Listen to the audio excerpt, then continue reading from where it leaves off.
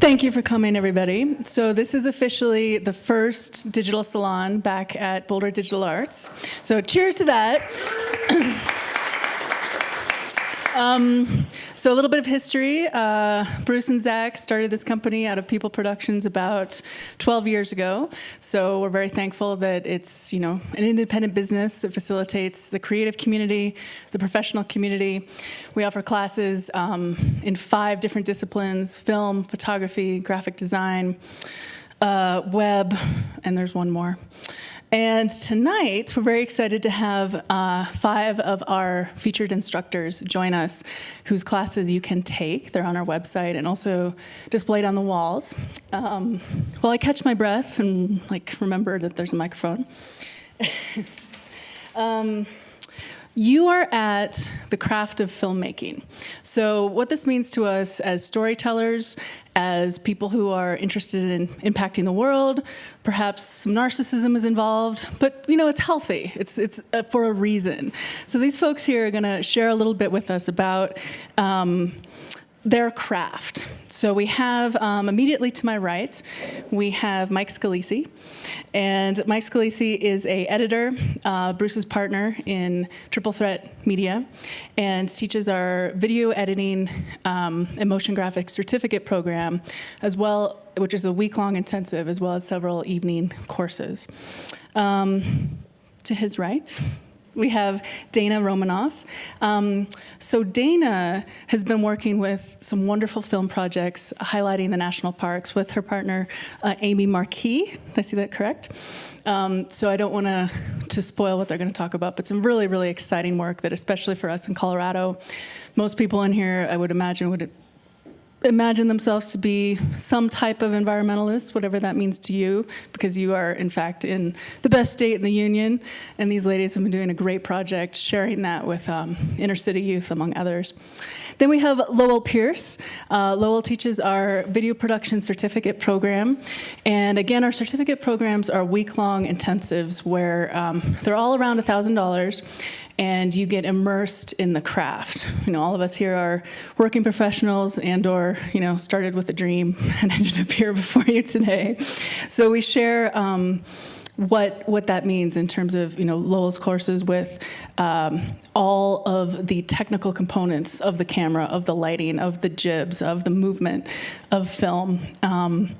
And then we have Madeline Polak. Madeline has had a very illustrious, exciting career, and you should join us for her Art of the Interview course. So you'll hear some of her war stories from everywhere, from Dr. Phil's show, Discovery Channel, some a little bit here more locally.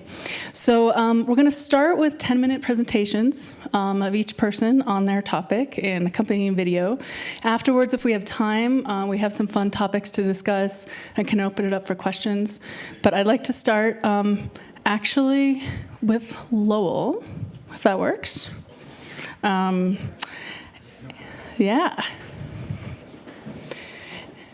And so, speaking on camera movement and lighting styles. Okay, thank you, Dennis. First, it's really cool to see all you guys coming out here. I live in Denver, kind of southwest Denver. I don't get to Boulder too often, except for when I teach a class.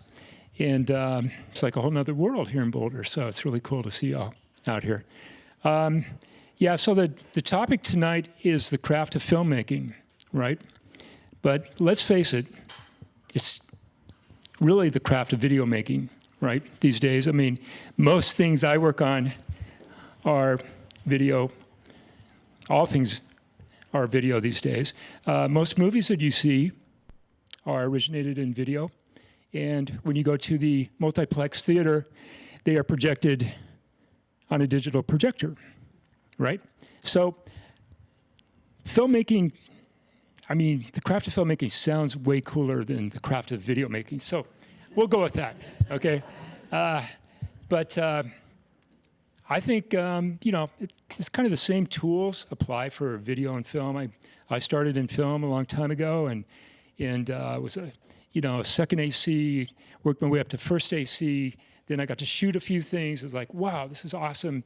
And then everything started going to video, and I thought, I think I'll jump into video because it takes forever to get up anywhere in film business, it seemed like. So anyway, got a video camera and have been freelancing for, I don't know how many years, a lot of years. So if you guys are into video, which I think you are, just want to say that, it's finally getting some respect after all these years of film people kind of looking down their nose at video. And because it's really, gotten very, very high quality. The tools are out there, they're affordable. So I just want to show you a few tools and techniques that you can use as a videographer or whatever to maybe spice up your next video project. And we have a clip. These are some very short random clips. I'm going to maybe talk over them here. I'm not quite sure what's going to happen. We'll see what happens here. We're going to start out with a corporate video, which is kind of the bread and butter of, work around here, at least stuff I work on these days to make a living and pay the bills. So imagine the possibilities. Here's a nice opening graphic. And performance merge. Use some footage. Obviously, you got to identify the sponsor, the company. It's a contracting company here in Denver. Starting off with a drone shot, aerial shot, kind of establish where we are. NREL is a world leader in researching We're at renewable NREL. energy technologies. Their top scientists demand a powerful, It's a little dolly shot to show infrastructure in order to rigorously what they're test working the on. latest in It's a renewable 3D technologies.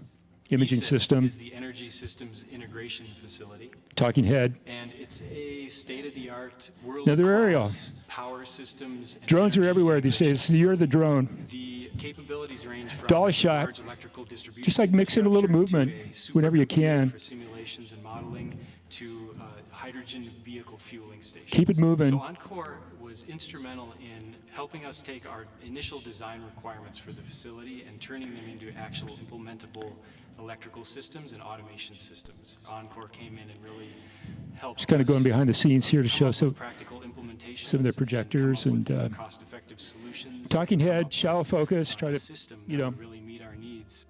another dolly shot.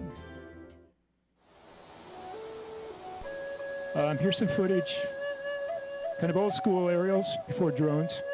It's from a real helicopter. And pretty exciting, but a little bit dangerous, a little bit expensive. So drones are a much better way to go, as everybody knows. But there's some things that you can't do with a drone that you can do with an aerial, a real helicopter. We shot all up and down the front range here and used the footage for different things. But really, who's doing the most work is the pilot. It's Jim Durker from AirCam in Denver. This is using a Tyler nose mount, which is a pretty common tool. There's an airbag real close to me, just in case. But I didn't get sick. Almost. These are some clips from a documentary about the environment and consumerism.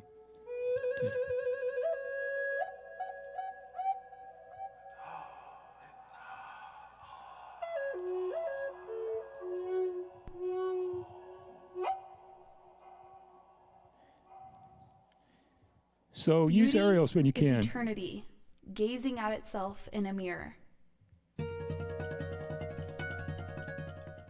See what we got next. Oh, it's like a demo for Michael Jackson impersonator. A woman, pretty awesome. We're using a jib and handheld camera.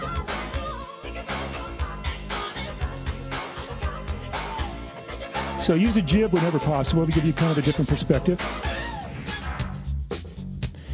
And of course, these kind of stage lights, these show lights are really cool because you can do all kinds of things with smoke and LED lights.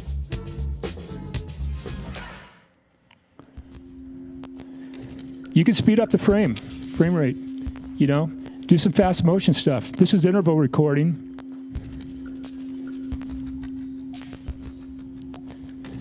This is from that doc about consumerism. Green screen.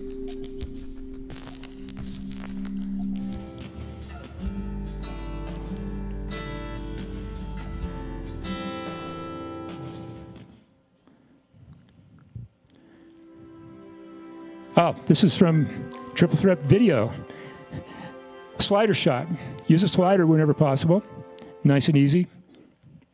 Told you they're short clips. Here's another slider shot. We're in a pond, getting our feet wet. A little slow-mo. It's kind of a belated Valentine video here. Boy meets girl.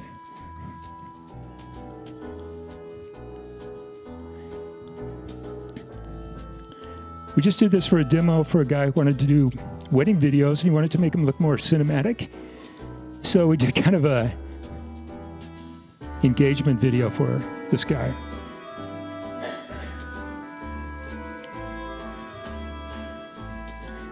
Rack focus, another little tool you can use.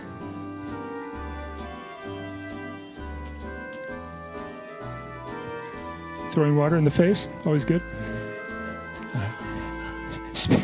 Twirling.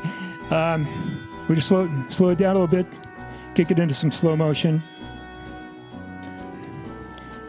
Silhouette shot.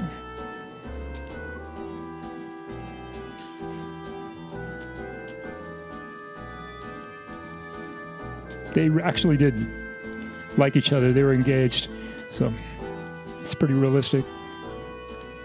Another dolly shot. A lot of foreground, backlit, throwing in some fill light.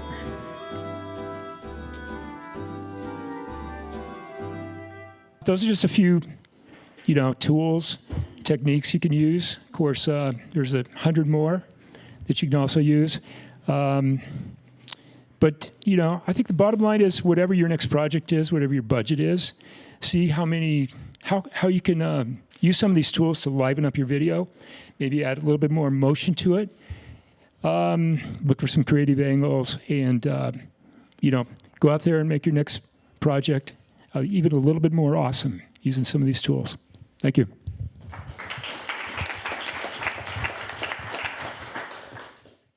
Thank you, Lowell. So a few takeaways there. A, helicopters are freaking awesome.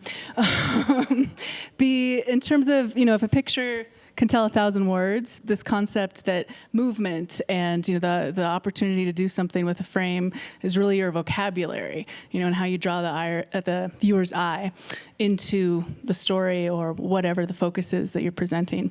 Next, then, in terms of what to do with this excellent footage, we're going to have Mike Scalisi. So talking a little bit about post-production tools. And we here at BDA offer classes in the full spectrum of the Adobe suite. So everything from After Effects to what Mike is going to be talking about. So I'm going to hand this over. Okay. Grab my grape soda. Okay. Hi, everybody. My name is Mike Scalisi. I am the editor and director at Triple Threat Digital. As Dennis said, I also teach here at BDA. I teach the Adobe After Effects and Premiere classes. So these days, the role of an editor is really to serve two purposes. First, to be a storyteller, right? To go through all that raw footage that you have, find the pieces and put them together in such a way that tells a compelling story. And the second is to be a technician, right? To use the tools, know which tools are available, how to use them, really master the way and the means in which we create that video. They almost seem to be opposite job descriptions when you really think about it. One's very right-brained, so using creativity and intuition and imagination. The other's very left-brained, right? Very technical, being logical, using reasoning and mathematics. But it's really these things that working in tandem that I think create a strong editor and the ability to create strong, compelling videos. Who's ever heard the term, we'll fix it in post? Right? Either in a movie maybe, or like you were working on a set and somebody said it, we've heard that term before, we'll fix it in post. It's typically something that's uttered on a set, usually by a director, maybe a producer, when a mistake gets made on the set and they don't want to reshoot it. Or maybe they can't reshoot it. Or maybe they couldn't shoot it in the first place. But it's basically something that gets said that is essentially saying, we're going to pass this problem along to the next guy. So now it's the editor's problem. As an editor, whenever we hear the term fix it in post, it usually makes us cringe a little bit, right? Because it typically means our job just got a whole lot harder. But really,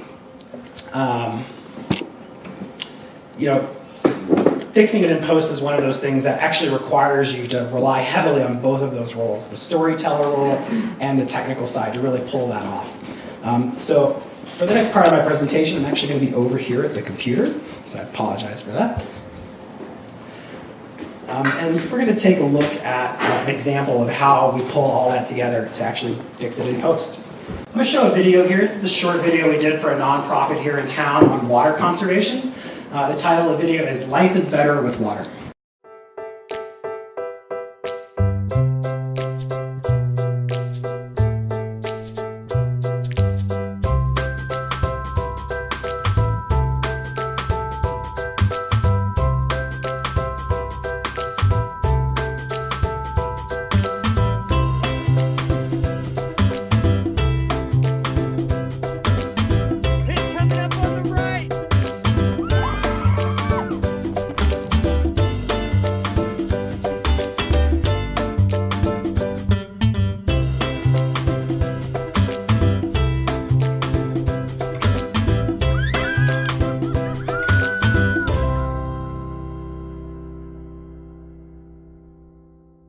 So a nice, short, funny little video.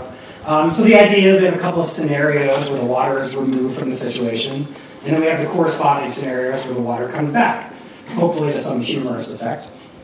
One of the major challenges of this production was that it was shot during the middle of the winter. And so for the last shot, where we actually needed the people on the raft, we didn't have easy access to a river. So we had to figure out some way around that and be creative. Let me just hop back a couple here. So, luckily, so the woman in the very front there is Bruce's lovely wife, Jenny. And we actually see Bruce right behind her there. Hey, Bruce.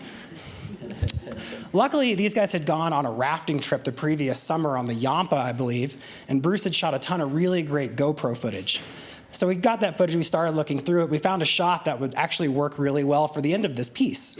And so we had to sort of shoot around that. So we were trying to be as creative as we could in production to try and match this as closely as we could to that shot. From a storytelling perspective, we wanted to kind of keep that illusion of continuity, that they're in the same raft, that it's the same situation.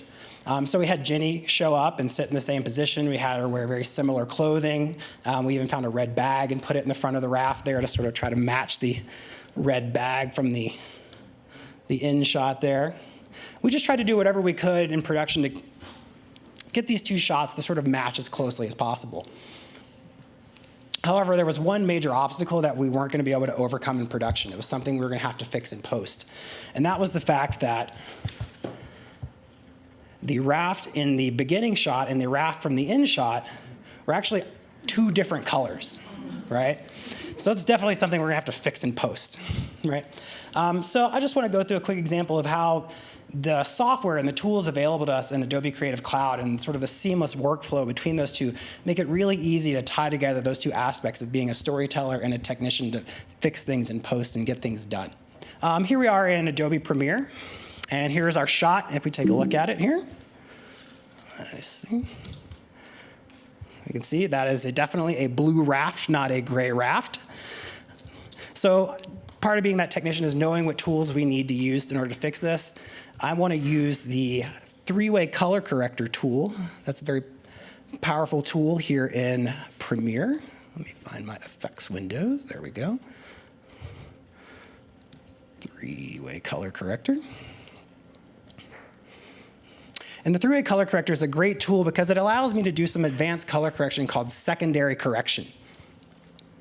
Here's my tools here. There's secondary correction. And what that means is I can selectively pick a single color, isolate that color, and then do effects or corrections to just that color range. So for this example, the blue raft here, I'm going to use my color picker here to pick the blue of the raft. And then if I switch over to my mask, I can actually see the color range I've selected. I'm going to go down to these parameters here, and I'm just going to try and adjust them to capture the entire range of this raft. So more of that, some more of that. And some more of this. There we go. Now we're getting it. All right, so there we go. I've sort of isolated my raft. If I now go back, turn the mask off there. Now when I make corrections, it's only going to affect the blue of the raft. So to get this to be a gray raft, what I need to do is pull all the color out of it. So if I go to saturation and start to turn those values down, now I have a gray raft, right? So this is pretty cool. I'm almost there. Now here's that same shot. Now here's that shot rendered out. Let's take a look at it. Looks pretty good, except I have one major problem. Does anybody see the problem? Blue shadows. What's that? Blue shadows. Blue shadows are a problem, but there's also a much bigger problem. Did anybody notice? The sky. Now the sky is gray. So here we go. If we look down here, we go back up. Oh, there's the sky. Oh, look at that. It's gray. All right, that's definitely not going to help. It's definitely going to detract from the storytelling ability. So I have to take this another step. And to do that, I'm going to go into After Effects. And I wanted to demonstrate sort of the seamless interactivity between the two programs. So in order to fix the sky, I'm going to need two things. I'm going to need my original shot. Let me move that. There it is right there with my nice blue sky. And then I'm going to need my affected shot here.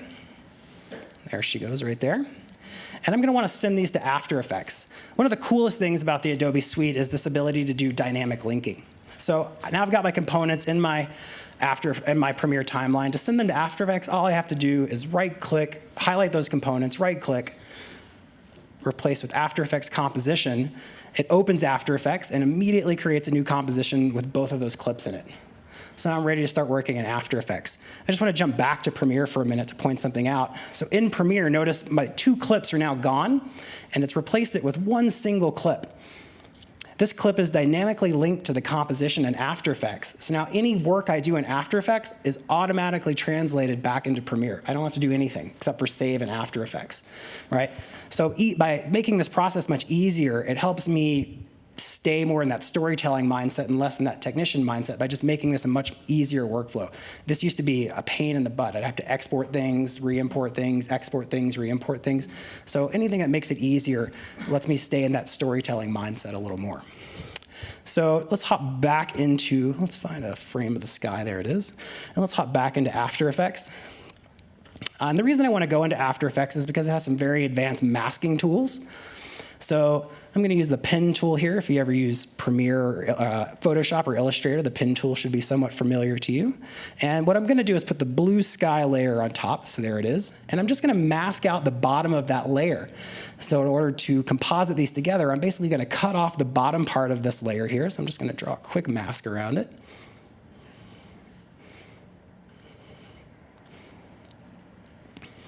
And I'm going to flip the mask around. That's the wrong way. So now I have the blue sky from one layer and the gray raft on the other layer. After that, I would then, just to show you, let me go ahead and hit save, and I'm going to hop back into Premiere here and take it a moment, and there it is. It automatically updates in Premiere, right? So I'm ready to go.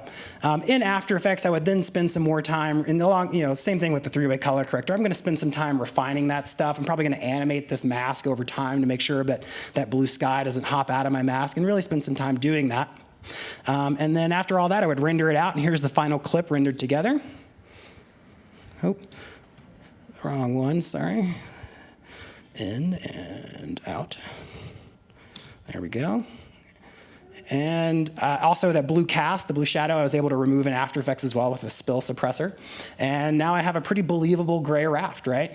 So now I can move on and continue with my storytelling and get on with it. Just want to show a couple of more quick examples. Here's a shot from a short film that we shot here on Pearl Street. This was the take we needed to use because it's the one take where the actor actually nailed his lines. But we had a small problem that we didn't notice in production. We noticed in the background of that cafe there, a curious young lady decided she wanted to take a look, and now she's in the movie. So from a storytelling perspective, that's really distracting. As a storyteller, we always want to direct the audience's attention to where we want it to be. We want to be very intentional. So that detracts from that. I always want the attention on my actors. So do they. So I was able to do a very similar workflow using the masking in After Effects. So here's the original. There she is. And she disappears, and here's the new shot after some quick work in After Effects. Now she's gone, and the audience can focus on the action, right? There she is, and now she's gone. Pretty cool. And one last quick example.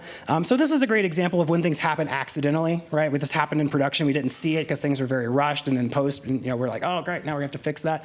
Sometimes in production, you fix it in post intentionally. So in this example, we wanted to shoot our actors here in front of this. They have a scene where they're playing racquetball, so they're shooting in front of this racquetball court, that big glass wall behind them. And the only way to really light them was to kind of get the lights where they were. But as a result, we ended up with these giant reflections of the lights in the glass wall back here. So there was really no way around it. So we just sort of settled on, okay, we're gonna have to fix this in post. Let's just go ahead and light them so they look good and try to position these reflections in a place where it was easy for me to isolate.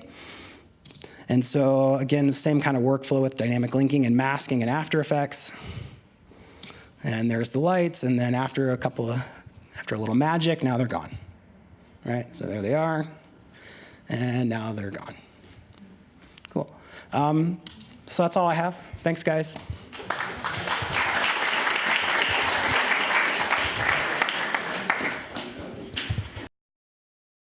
So what's so neat about the craft of filmmaking is that it's not just the idea and the inspiration, how you get the footage, but then the technical prowess. I'm sure probably everyone in this room has come up against some challenges such as those encountered by editors. So part of the ethos of BDA is to empower people to know what to do so you can create your own films and videos. So this type of thing is very detail heavy. So our formats for our classes, we start with an introductory getting started 3-hour class in our 3 classrooms where we have large screens and you can kind of follow along in this type of format. And then we have day-long intensive hands-on classes where you're on our iMac computers or your own, practicing for the whole day with these guys. So just so you know. So once you have your footage, you have it in post, what do you do with it? What's the next thing? I mean, if you're really ambitious, you create a series. So to talk about that, I'd like to invite Amy Marquis. I worked at Dana's house today, and she always makes me stand. So I want to sit right now. Mike, thanks for reminding me why I'm never going to be a real editor. Okay, so there are so many things we've learned in the series that we're doing, and I'll back up a second and tell you more about that. But from fundraising to distribution, there's just so much that we've learned. But I'm gonna talk about something that might be a little less expected, that might not be a totally intuitive thing to think about, and that's developing your style and your brand around a film. And that's a helpful thing to know and to be thinking about if you are ever going to have to fundraise for your own work or market it and get it out there in front of the world. And part of that is just convincing your viewers that you're producing something unique that is important in this world. So. Just backing way up, Dana and I are the co-directors of a series called National Park Experience. And many of you might know that this is the centennial year of the National Park System. So that was the original event that was driving the inspiration behind the series. And others might also know that one of the biggest challenges of the National Park System is that it's really only engaging a certain set of Americans. They tend to be white and aging, which is great. We love those visitors, but they don't reflect the demographics of America today, and that's a problem, especially going into the next century when you want these places to be supported and you want people to recognize the opportunity that exists as an American who belongs, to these experiences. So we're making a series of short films. We've launched the first one, Love in the Tetons. You'll see the trailer. Dana's going to show that. We're currently in post-production, really close to a fine cut of the second film, which we shot in Canyon de Chelly. And Brana, Dana's mom, was on some of those shoots with us because Dana brought her baby. Sorry, I digress. Anyway, those were cool shoots. And her 2-month-old son at the time was our cultural ambassador on the ground there. But So the whole point of these series is to position young and culturally diverse characters at the center of these powerful experiences and transformations in the national parks. So giving voice to a lot of parks that people haven't really heard of and paid much attention to, Canyon de Chelly, the more cultural parks, New Orleans Jazz, but also giving a voice to the people who haven't had much of a voice in this space. So that's our series. We're happy to tell you more after this, but when we started out, I think one of the things that was most daunting to me, at least, was trying to figure out what our visual style was going to be with this. And, we've long been huge fans of Camp 4 Collective and Sweetgrass Productions. Anyone know those guys? They're brilliant. And they produce like this really, really sexy, distinct stuff. And a lot of really great commercial stuff, but great documentary work as well. And, I just kind of remember racking my brain in the beginning and having discussions like, what, I mean, I know Dana's eye, I came in trusting and knowing that. But as we talked about it, we realized that there are a lot of things that define a brand and a visual and a style. Visuals are obviously a huge part of it, but it's also, what are the messages you're trying to get across? What are those themes that you're linking together in the series?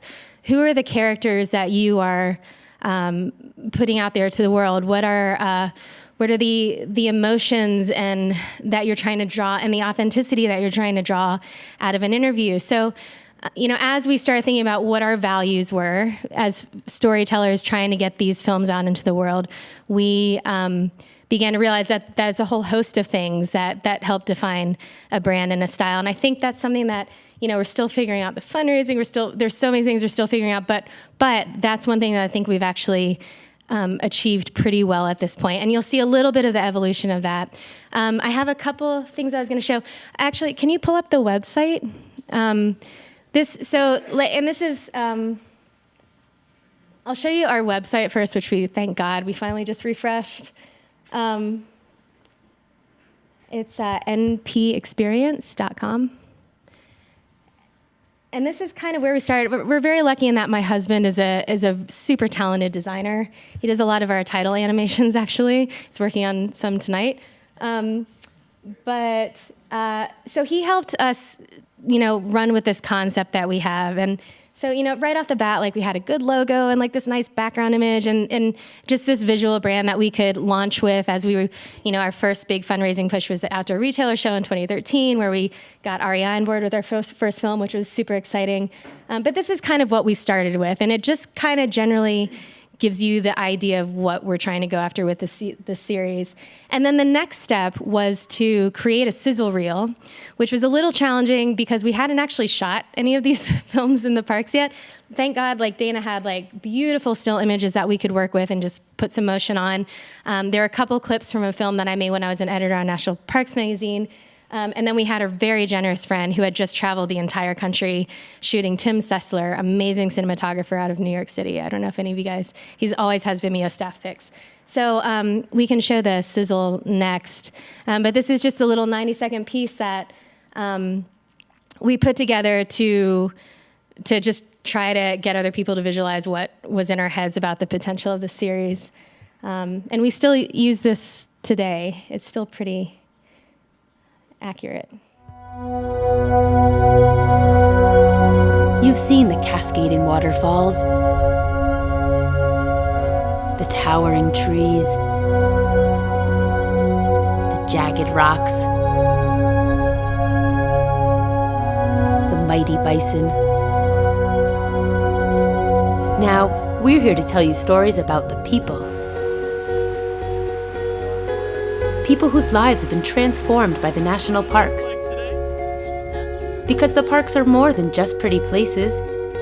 The parks help us remember what it means to be an American, what it means to be human, and how to connect with something bigger than ourselves. In 2016, the National Park Service turns 100 years old, so we can't think of a better time to introduce a compelling new film series brought to you by the editors of National Parks Magazine and their team of award-winning filmmakers. Help us make it happen.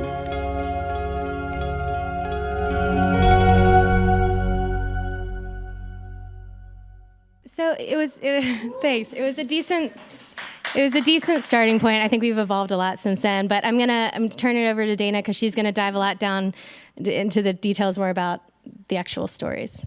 I'm Dana Romanoff, and I'm the co-director with Amy and the director of photography on the National Park Experience.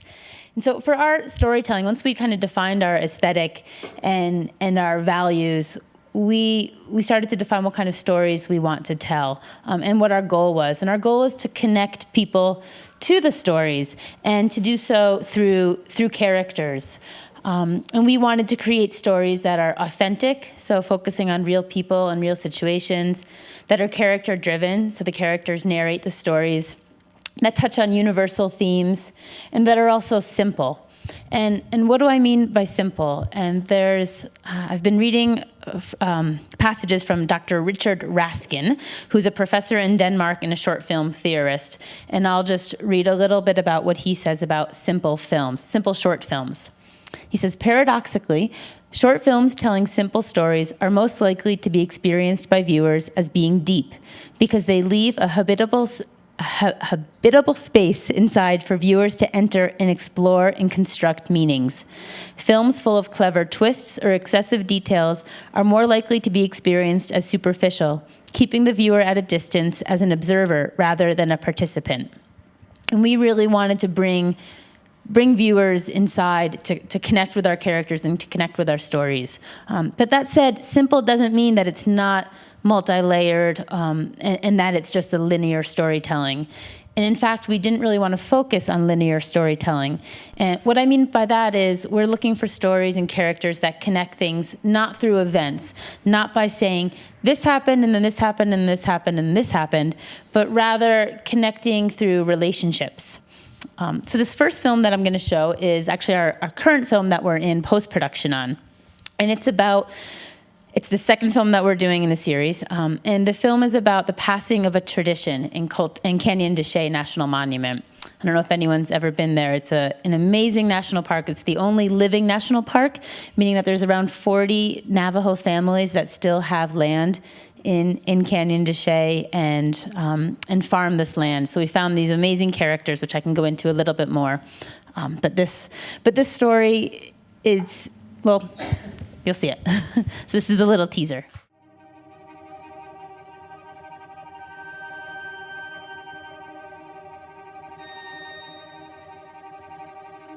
I'd never been outside of LA. And I just remember stepping off that bus and seeing stars for the first time in my life. I just never knew that was true. That wasn't something that TV made up.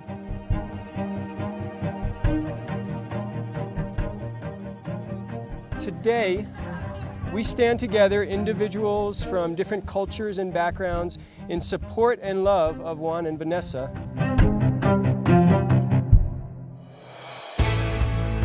People who have never been to the national park or would have seen themselves in the national park are coming to be with us for this special occasion. Nature is bigger than the individual, and so we stand here with nature dwarfing us. The trees don't judge where you come from or what language you speak. The river won't look at your economic value. The sun won't look at you any different for walking in a certain way. This is one of the few places that we can really, as an American people, call home. We belong here with the great Tetons.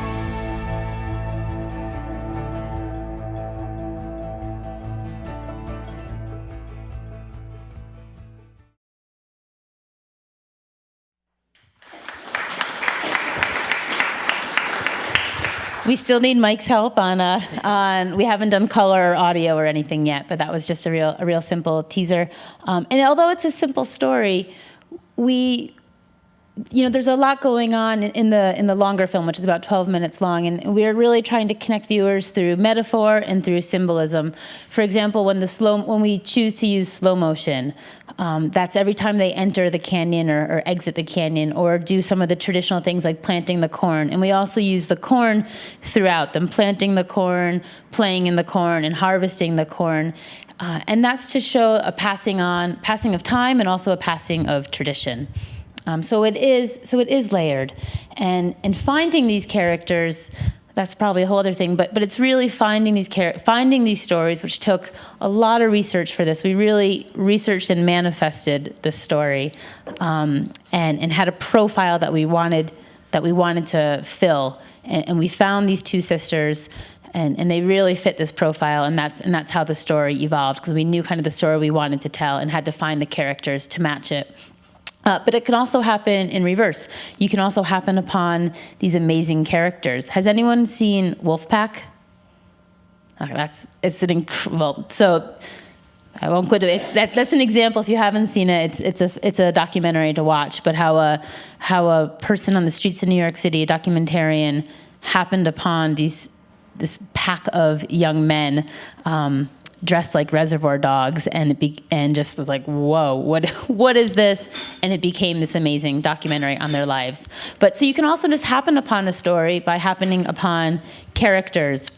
The next teaser we'll show is for our debut film called Love in the Tetons, and we happened to meet Juan Martinez, who is Mexican-American and from South Central LA, who could have gone the gang route, but instead got introduced to Grand Tetons and saw the stars for the first time in his life. And years later, while he was in the Grand Tetons, met another park ranger, Vanessa Torres, who was from a family of migrant farm workers, and they got married.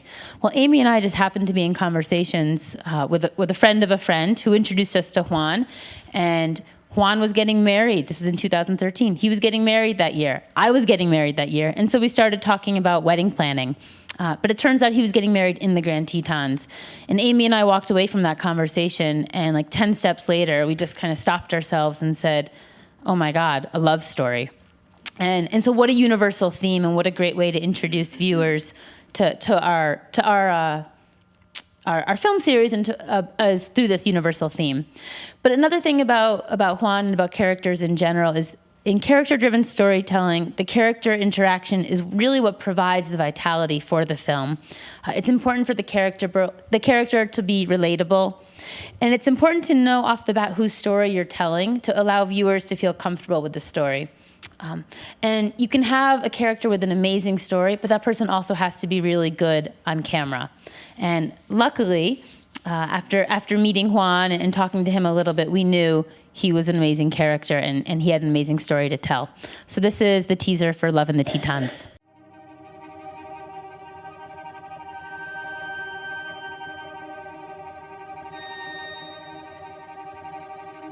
I'd never been outside of LA. And I just remember stepping off that bus and seeing stars for the first time in my life. I just never knew that was true. That wasn't something that TV made up.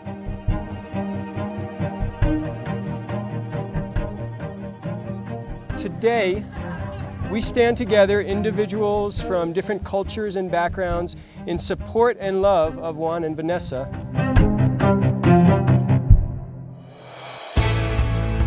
People who have never been to the national park or would have seen themselves in the national park are coming to be with us for this special occasion. Nature is bigger than the individual, and so we stand here with nature dwarfing us. The trees don't judge where you come from or what language you speak. The river won't look at your economic value. The sun won't look at you any different for walking in a certain way. This is one of the few places that we can really, as an American people, call home. We belong here with the great Tetons.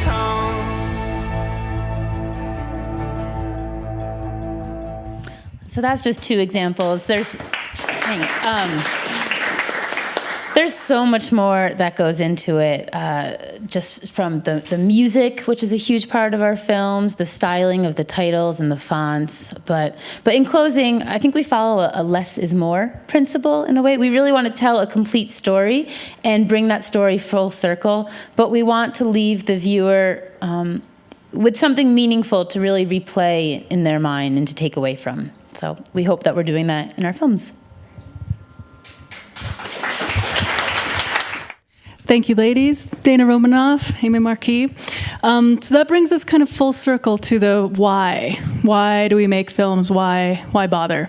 It's so interesting because film can be categorized both as a performing art and pretty much any other art that you would like to slice and dice.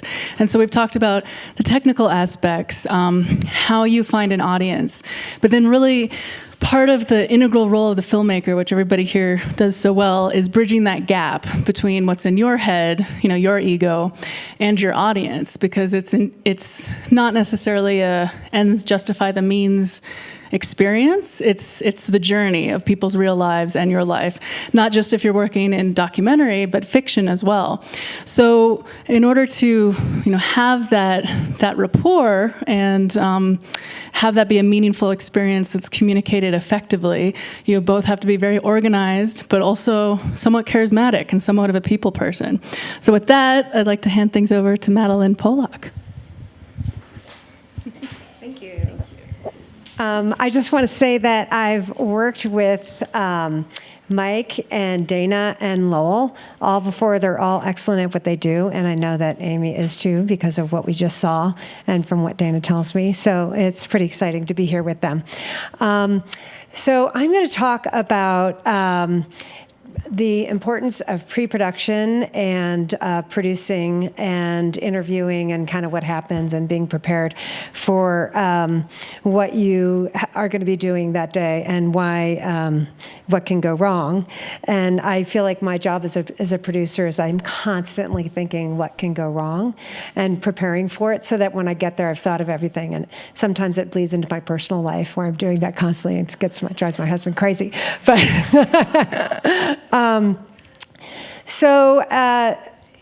there's some really basic questions that you have. This is a whole class or, experience that you learn about, pre-production. Okay, are you prepared? Or have you figured out, is the person that you're interviewing a good interview? Dana just kind of touched on that a little bit, but there are like basic questions you're going to ask the person that you're interviewing, as well as basic things you're going to find out about where you're doing the filming. For example, are there dogs around? Do these people have a baby? Can you get rid of them? I mean, these are things that you really have to ask in production. But when it comes down to pre-interviewing somebody, you really want to find out before you spend your time and resources getting yourself and potentially a crew, if you're not a one-man band, to an interview. And when I first started out, here's a little example of an interview that I did that went awry, which was really horrifying for me in many ways, but exciting at the same time. I was doing a show for the Learning Channel about people who do really extreme sports, mostly sports, but people who do really extreme things. And I was interviewing the story that we were covering was a woman, well, she was a 15-year-old woman who had been completely obsessed with being a pilot since she was 2. And her parents indulged her in this in every way possible, including getting her flight lessons before she could actually get a pilot's license, including raising money to go to Russia, where she could fly a MiG with an instructor in the plane with her. So she had done unbelievable things, and I was really excited to meet her. And so when I got there, I was going to be filming her doing a dog fight in a place outside of LA, which are 2 planes fighting in the sky. And when I got there, she was, chatty enough and seemed fine. And this story was handed to me. So I actually didn't pre-interview her, but I did talk to her parents before I got there. So my friend is directing, I'm producing, and it's, I'm pretty new at this. And we get there and she says, she looks at us and she said, well, which one of you is going in the other plane? And I was like, oh my God. And my friend Andy, who's a director, who's British, she was like, oh God, I've got to be on the ground. I've got to direct what's being said in the sky. And I was like, right. And this 15-year-old says to me, well, you only live once, right? So I was like, well, I'm not going to have a 15-year-old tell me that. I've got to go on the plane. And I actually had wanted to be a pilot, like a distant fantasy, right? So I get into the flight suit. I've eaten breakfast, unfortunately. And we take off, and I'm suddenly I'm hooked with her by mic so that I can interview her in the sky. And that was the point, because it would be super exciting to hear, we're seeing footage, we're filming this from the ground, and to see what she would actually say in the sky and be able to interview her. So we are literally like doing corkscrews through the sky. I am doing 360 this way, and I'm throwing up. It's extremely embarrassing. And then in between throwing her up, I am asking her questions in the sky. She's clearly winning this dogfight, and it's against the instructor. She's really good. And so I'm like, so Julie, how did it go? What did you think? You just won that one. She was like, yeah, it was pretty good. And I kept asking her questions to get her to be expressive. And I could not get anything at all of interest from her. And it was extremely frustrating. So, we go through the whole thing, and I've now vomited in this bag several times, and we finally land. And, when you get motion sickness from that kind of thing, it lasts all day. But anyway, so I go out, we go and do the interview, and now she's on the land, and I'm asking her questions or some kind of descriptions about what she has done, which is unbelievable. And she cannot give me an answer that is usable in any way to describe the footage that we have just shot. Okay? So that is a problem right there with pre-production. Like, when you interview somebody on the phone, you've got to find out, are they articulate? Can they give you details about their experience? Do they want to be on camera? Huge, important question, because being on camera, especially on TV, is like a national or international or web viral event that they can't control. So there's a huge commitment that goes into being on video of any kind. Really, it doesn't have to be TV. So that was a little crazy and a really good learning lesson for me for pre-interviewing. And we ended up, when you're in this kind of situation, I had to totally compensate by interviewing the parents and getting a lot of description from them and doing what we could. And it was just like, pulling teeth. It was hard because there wasn't anyone really like her out there that we could replace her with that we knew of in that short amount of time, and, crazy TV timeline. But the other thing I wanted to talk to you about a little bit, because I find people don't really talk about this much. And often as producer-directors, we're kind of out there on our own. And I've been in situations where there's been a real ethical issue for me as a director to actually put somebody on TV. And that's another pre-production kind of issue. So, for example, I was doing a show about international kidnapping in Ecuador for the Discovery Channel. And this was, I was producing, writing, and directing it. It was all my ideas, and, Discovery was just approving it as they went. So I felt a heavy burden on what I was covering in this show. And I was picked a story about a guy, an American guy, and 4 Ecuadorian scientists who had been kidnapped in the Amazon jungle in Ecuador. And the tribesmen from this tribe that kidnapped them thought they were from the oil company. An oil company. Now, the oil companies were wreaking a lot of havoc on land. They were taking so much money out of Ecuador, and these tribes people knew it, and they weren't getting any of it, and they were fed up. The guys that I were interviewing were scientists that were liaisons between energy company between the gas companies and environmental companies, and they were trying to go in a way, be peacemakers and try to figure out the best way and best environmental way for them to get oil. So they weren't working directly for the oil company. They were kidnapped in the jungle, and they were held captive for about 5 days. So the American scientists' parents lived in D.C., and they were higher-up politicians there, and I interviewed them.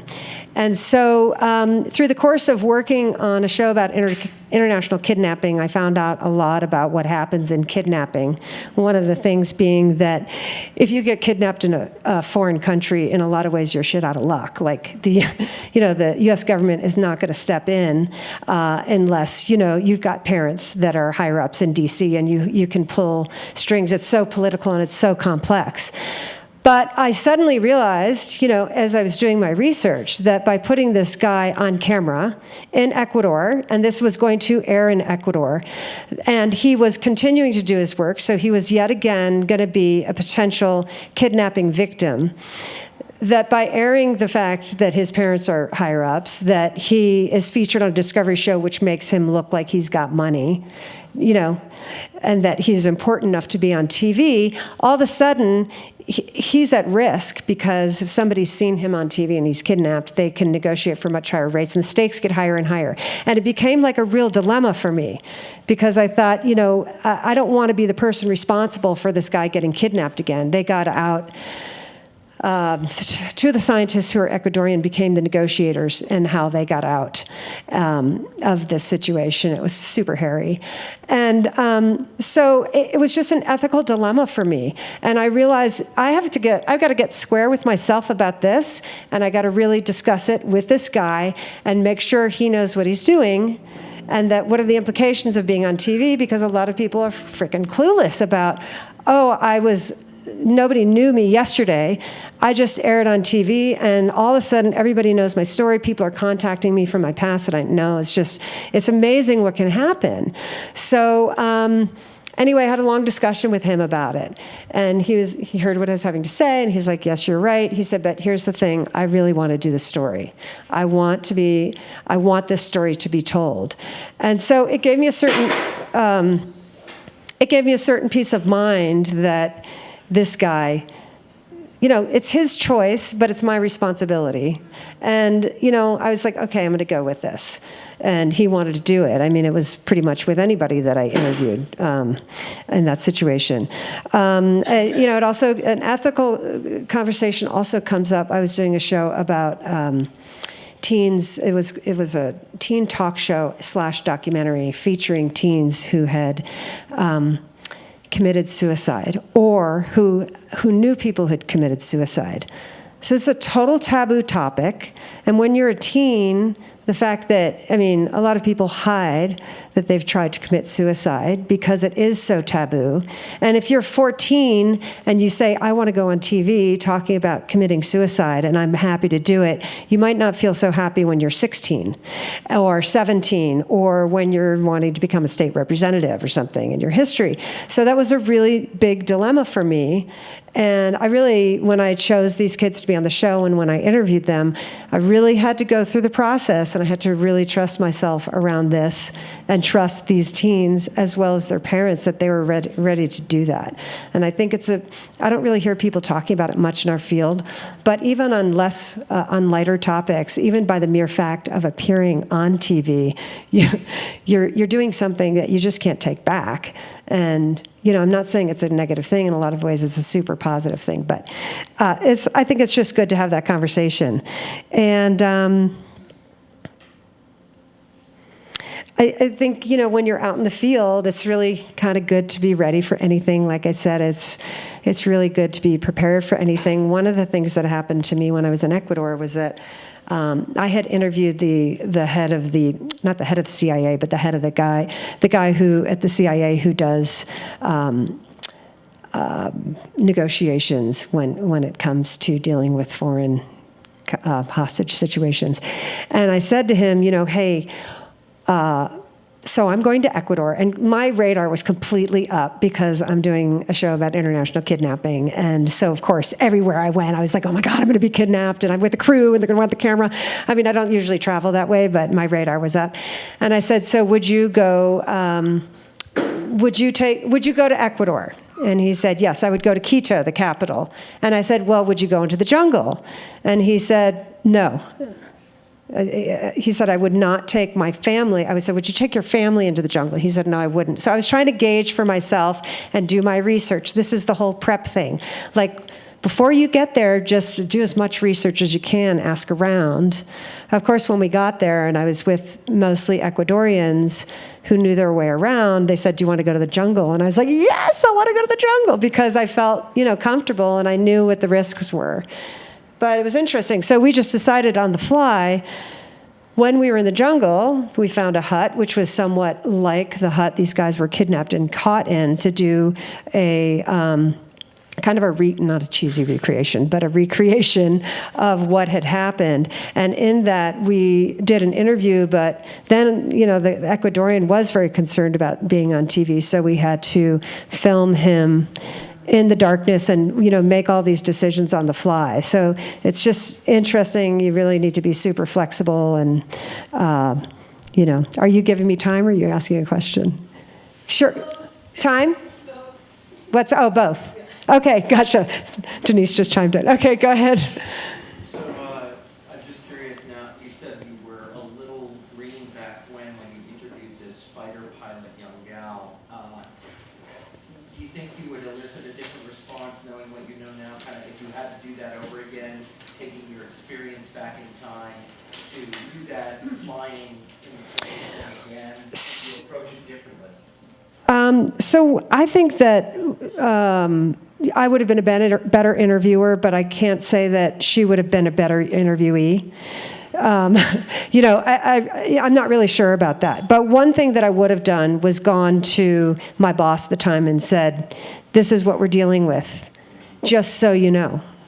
Because then they know that all this money they're investing is, going to have some huge hassles in post.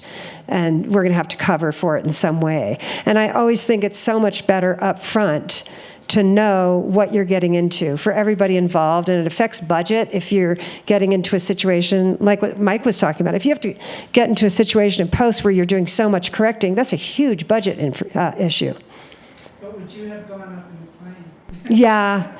I'm an adventurer. That's what I love about this job. It is so cool and exciting to go out into the field, and I would do it again, and I've done crazy, stupid stuff since. So. And what's next on the horizon for you right now?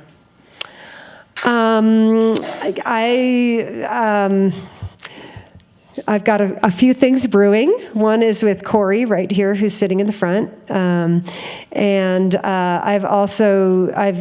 I'm directing something coming up, but it's for a pharmaceutical. I do a lot of corporate web video commercial stuff, and I'm also doing, I hate to say it because I'm up here presenting, I'm doing public speaking and pitch coaching for creative companies. I'm coaching them in how to pitch and stuff like that. So I really love the human interaction and the interviewing and I have a background in theater and directing theater, so I love supporting people and their thing, doing what they love to do. So that's I've just added that to what I do.